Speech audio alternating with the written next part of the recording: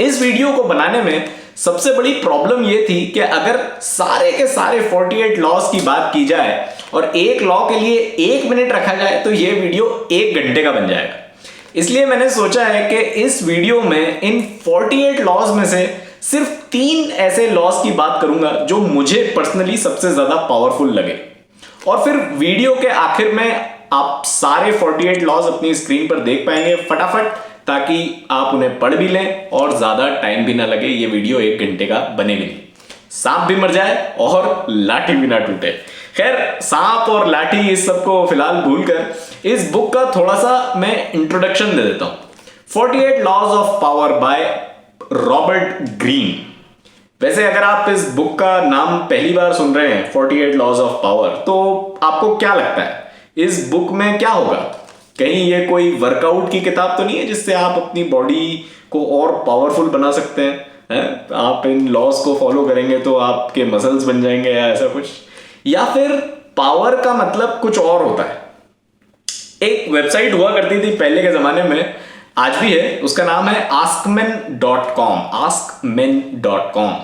और आजकल आप ओपन करो तो उसका इंडियन वर्जन ओपन होता है, जो मुझे उतना इंप्रेसिव नहीं लगता। लेकिन पहले जब मैं उस वेबसाइट का एक रेगुलर फॉलोअर था, एक रेगुलर विजिटर था, तब उस वेबसाइट में एक सेक्शन हुआ करता था पावर एंड मनी, यानी शायद पावर क्लोजली रिलेटेड हो मनी से। तो क्या ये कहीं कोई पर्सनल फाइनेंस की बुक तो नहीं है? दरअसल ना तो ये किताब पर्सनल फाइनेंस से रिलेटेड है, ना ही ये किताब हेल्थ से रिलेटेड है। बहुत से लोग इस किताब को उस शेल्फ पर रखेंगे जहां उनकी बाकी की पर्सनल डेवलपमेंट और सेल्फ इंप्रूवमेंट वाली किताबें होंगी, लेकिन पर्सनली आई फील ये किताब उस कैटेगरी की है नहीं। एक्चुअली आप मुझे बताइए, आपको ये वर्ड पॉजिटिव लगता है या नेगेटिव? वर्ड है power hungry. Power hungry, I know 2 words हैं, बट आपको क्या लगता है पावर हंग्री होना सही है, गलत है, न्यूट्रल है, क्या है? पर्सनली मुझे ऐसा लगता है कि ये बुक आपको सिखाती है कि अपनी फील्ड में, अपने ऑफिस में, अपने सोशल सर्कल में आप पावर कैसे एक्सर्ट कर सकते हैं।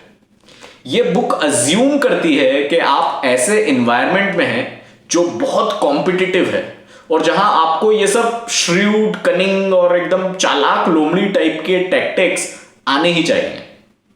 अपने इस नैरेटिव को और ज्यादा स्ट्रेंथन करने के लिए इस बुक में बहुत सारे हिस्टोरिकल कैरेक्टर्स को भी कोट किया गया है, और ये हिस्ट्री के वो सब कैरेक्टर्स हैं जो कंट्रोवर्शियल और मैनिपुलेटिव रहे हैं।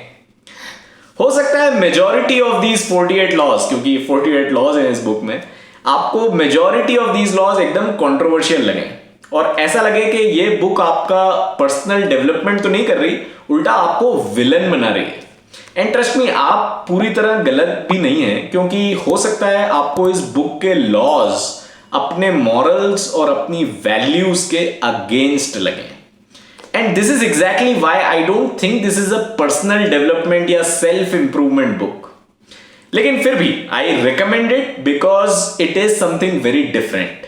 ये वो वाली बुक नहीं है कि भाई दुनिया में सब कुछ सनशाइन एंड रेनबोज ही हैं और बस फूल खिल रहे हैं और चिड़ियाएं चहचहा रही हैं और तुम बस अपने गोल्स लिख लो कहीं पे और सुबह 5 बजे उठने लग जाओ तो सफलता जो है वो तुम्हारे कदम चूमने लग जाएगी। ये सब इस बुक में कुछ भी नहीं है। इसको आप ऐसे समझें कि अगर आप कभी गेम ऑफ थ्रोन्स वाली दुनिया में कोई कैरेक्टर होते तो फिर ये वाली बुक आप दिन में कम से कम 4 बार तो जरूर पढ़ते। एंड कभी कभी for all practical reasons real life में भी हो सकता है आप ऐसे एनवायरनमेंट में हो जहां कट थ्रोट कंपटीशन हो, तब आपको ये लॉज कम से कम पता होना तो जरूरी है, ताकि दूसरे लोग ये लॉज यूज करके आपका फायदा ना उठा पाए। 48 laws of power basically 48 chapters हैं and each chapter is a law which is exclusive of the other. मतलब आप चाहें तो रैंडमली एकदम लॉ नंबर 36 से ये किताब पढ़ना स्टार्ट करें और फिर लॉ नंबर 28 पे आ जाएं, फिर लॉ नंबर 3 पढ़ें, इट वोंट मैटर, क्योंकि ये सब लॉज आपस में कनेक्टेड नहीं है, कोई फ्लो नहीं है। ठीक है, so that being clear, that being said, अब बात कर लेते हैं 3 most powerful laws out of the total 48 laws of power. और हो सकता है आप इससे एग्री ना करें इन 3 से, ये सिर्फ मैं पर्सनली मुझे ऐसा लगता है कि ये 3 मोस्ट पावरफुल है। तो सबसे पहला तो फर्स्ट वाला ही लॉ बड़ा गजब का है। It says never outshine the master.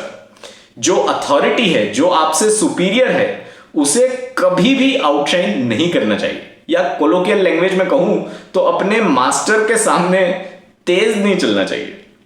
Make sure you are making your superiors comfortable in your presence and also make them appear more brilliant than they are. ऐसा करने से you are going to achieve the heights of power. यहां एक example भी है इस book में, king Louis the 14th का, जो 17th सेंचुरी फ्रांस के राजा थे। राजा के फाइनेंस मिनिस्टर ने राजा के सम्मान में एक बहुत बड़ी पार्टी ऑर्गेनाइज कर दी।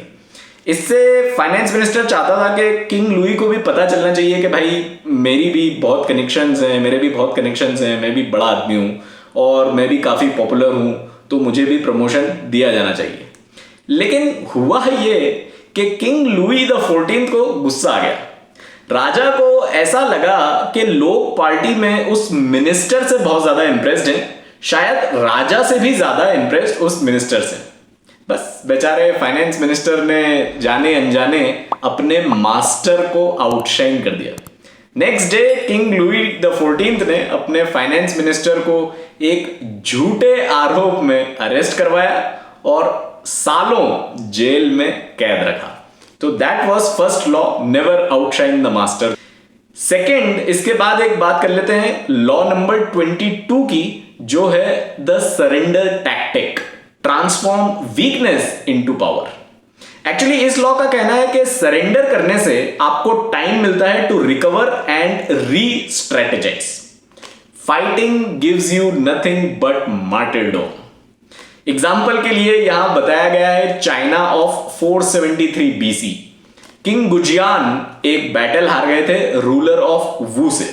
अब या तो वो वहां से भागने की कोशिश करते, या लड़ते लड़ते अपनी जान दे देते, या फिर सरेंडर कर सकते थे। तो किंग गुजियान ने एक्चुअली सरेंडर किया, अपनी सारी धन दौलत रूलर ऑफ वू को दे दी और उसी राज्य में राजा के घोड़ों के अस्तबल में काम करने लग गया।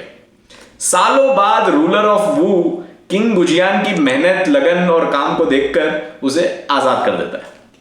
दरअसल इन सब सालों में गुजियान ने बहुत सारी इंफॉर्मेशन को कलेक्ट किया था, अटैक की स्ट्रेटेजी बनाई थी और आजाद होते ही उसने अपनी एक सेना बनाई और रूलर ऑफ वू पर हमला कर दिया और इस बार उसे हरा भी दिया। वैसे ऐसा कुछ आपको इंडियन हिस्ट्री में भी मिलेगा। अगर आपको पता हो तो कमेंट में जरूर बताइए कि ऐसा इंडियन हिस्ट्री में कब होता है। फाइनली लास्ट में बात कर लेते हैं लॉ 44 की, जो है disarm and infuriate with the mirror effect. जहां भी हो, जिन लोगों में हो, उन जैसा बिहेव करो। बेसिकली उनके मिरर बन जाओ, बट सिर्फ ऊपर ऊपर से, ताकि वो आपकी असली स्ट्रेटेजी पता ना कर पाए। इसमें कुछ मिरर इफेक्ट्स के बारे में भी राइटर ने बताया है, जैसे न्यूट्रलाइजिंग इफेक्ट, यानी आप अपनी एनिमीज को कॉपी करो, एकदम जैसा वो कर रहे हैं वैसा ही करो, तो वो न्यूट्रलाइज हो जाएंगे, उन्हें लगेगा कि ये जो व्यक्ति है ये हमारे जैसा ही कोई है। And again when writer says enemies, he thinks कि आप जिस एनवायरनमेंट में हो वहां मोस्टली आपके एनिमीज ही हैं। ऐसे ही एक और मिरर इफेक्ट में एक और इफेक्ट आता है, दैट इज नार्सिसिस इफेक्ट, यानी आप जिससे भी डील कर रहे हैं उनके इनर मोस्ट डिजायर को अपील करो, उनकी तारीफ करके उनके नार्सिसिज्म को फीड करो। यहां एग्जांपल दिया गया है एक व्यक्ति का जिसका नाम है अल्सिबाइडस ऑफ एथेंस, जो कि बेसिकली सोक्रेट्स का चेला था और सोक्रेट्स उन्हें इतना चाहते थे कि उन्होंने एक बार अपनी जान पे खेलकर अल्सिबाइडस को बचाया। दरअसल अल्सिबाइडस एक लेविश लाइफ जीता था, लेकिन सोक्रेट्स जो थे वो बहुत सिंपल और सोबर तरीके से जीते थे। तो यहां मिररिंग इफेक्ट का यूज करके अल्सिबाइडस सोक्रेट्स से जब भी मिलते तो एकदम सिंपल सोबर तरीके से मिलते और फिलॉसफी की बातें करते, लाइक माइंडेडनेस जताने की कोशिश करते। जब अल्सिबाइडिस पर उसकी उल्टी सीधी हरकतों को के चलते कुछ इल्जाम लगा तो वो एथेंस से भग के चला गया स्पार्टा, और स्पार्टन्स में भी उसने मिररिंग इफेक्ट का यूज करके स्पार्टन्स का दिल जीत लिया, स्पार्टन किंग की वाइफ को प्रेग्नेंट कर दिया, और फिर वहां से भाग के चला गया पर्शिया, और पर्शियंस को भी उसने एकदम चार्म कर लिया, पर्शियंस का भी दिल जीत लिया।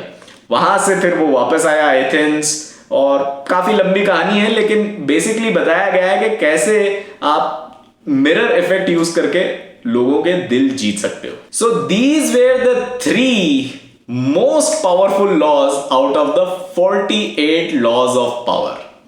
अब मेरा काम खत्म हुआ, मैं आपसे मिलूंगा अगले वीडियो में और किसी किताब के बारे में बात करेंगे। लेकिन अगर आपको मेरी बुक्स की वीडियोस पसंद आती हैं तो उसकी प्लेलिस्ट रहेगी, फर्स्ट लिंक डिस्क्रिप्शन में, और मेरी रिकमेंडेड बुक्स अगर आप पढ़ना चाहते हैं या देखना चाहते हैं तो उसकी लिंक रहेगी सेकंड नंबर पर। और फाइनली अगर ये वाली किताब आप खरीदना चाहते हैं 48 लॉज ऑफ पावर, तो इसकी लिंक रहेगी third link in the description. तो जैसा मैंने कहा था, here are the 48 laws of power.